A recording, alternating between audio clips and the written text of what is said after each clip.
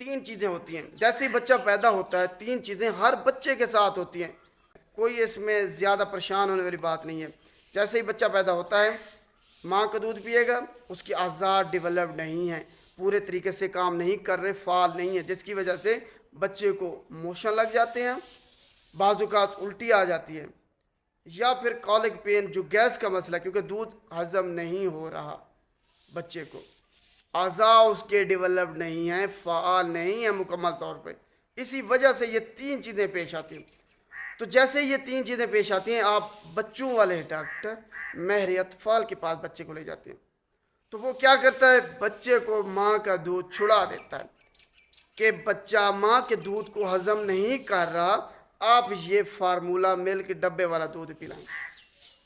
وہ سب جانتا ہے کہ ماں کا دودھ ہی سب سے زیادہ طاقتور ہیلدی ہے، اسے یہ بھی پتا ہے کہ یہ معمول کا کام ہے، کوئی پریشان ہونے والی بات نہیں ہے۔ اگر بچے کو موچن لگتی ہیں، الٹی آتی ہے یا کالک پین ہے، گیس ہے، بچہ روتا ہے، درد کرتا ہے، لیکن وہ اپنے کمیشن کی خاطر جتنے ڈبے فروخت ہوں گے اس ایریا میں اس مہینے میں، وہ اس کا کمیشن اس کو جائے گا، اسی کمیشن کی خاطر وہ آپ کے بچے کی زندگی تباہ کر دے۔